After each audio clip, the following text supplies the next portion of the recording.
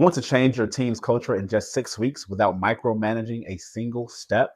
You've been sold the slow way. But in this video, I'll show you the controversial shift leaders are using to unlock cultural momentum fast. Stick around because what you'll hear in the next 3 minutes might flip everything you thought about leadership.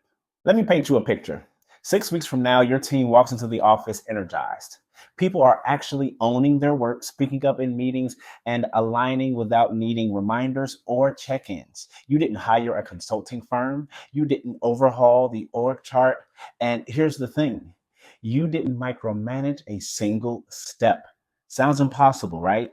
That's because you've been taught the slow, outdated, top down way to change culture. But by the end of this video, I'm going to show you why the fastest way to change your team's culture isn't control, it's constraint. And how 6 weeks is not only possible, but it's optimal. Here's what's broken. Most leaders try to change culture like it's rewiring a building, one slow, dusty hallway at a time. They draft new values, roll out another training, add accountability to everyone's KPI, and they wait and wait. 6 months later, morale is down, attrition is up, and everyone's whispering the same line. Nothing actually changed. Sound familiar? What nobody tells you is that culture change doesn't fail because your people are resistant. It fails because it's being led with a whiteboard instead of a backbone. Most leaders are so afraid of losing control, they cling tighter. More check-ins, more policies, and more meetings. That's not leadership. That's fear in a tie. A few years ago, I worked with a VP who was losing his team fast. He had rolled out a new initiative, branded emails, vision decks, even a slogan. But every all hands was quieter than the last. No one was asking questions. Nobody was pushing back. He told me they're just not bought in. But what he didn't realize was they had bought in, just not to the message. They had bought into watching and waiting, watching to see if leadership would actually change, and waiting for it all to blow over like every initiative before.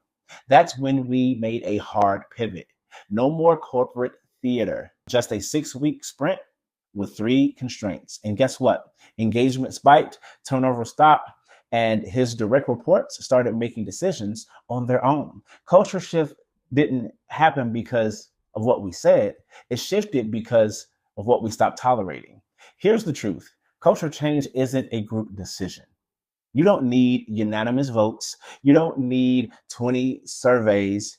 You need conviction at the top and you need constraint in the middle. The idea that change has to be soft, slow, and democratic, it's a myth created by leaders who want the credit without the conflict. If you want real cultural momentum, you need to be willing to disappoint the right people. You need to stop treating alignment as an invitation for consensus and start treating it like the outcome of decisive, repeated behavior. Yes, people will push back. Yes, it will get messy, but you can't be scared of tension to call yourself a leader. Now, why 6 weeks? Because that's the human attention span for change.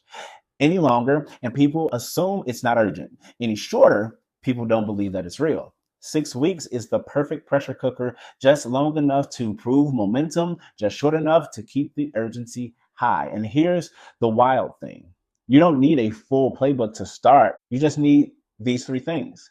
One non-negotiable belief, one visible behavior shift, and one high leverage story worth repeating.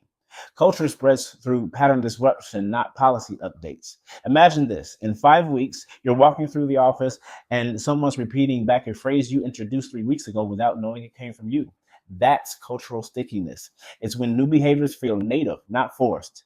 You overhear debates happening without you, team leads making choices that they will be scared to make 2 months ago. Nobody's looking for permission anymore because culture has started pushing people forward instead of pushing people around.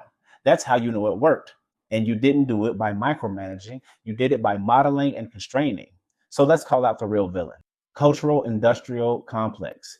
The endless consultant workshops and surveys that promise transformation but deliver engagement scores. They've convinced you that change is complicated, that it takes quarters, that it lives in documentation. It doesn't. It lives in decisions. It lives in visible lines. It lives in the things that you correct and you reward. Culture change doesn't have to take forever. It doesn't require micromanagement. It takes courage, constraint, and 6 weeks of discipline focused. That's it. If this gave you a new lens on leadership, hit that subscribe button and share it with another leader who needs to hear it. More bold insights are coming your way every week, so let's build culture that actually works.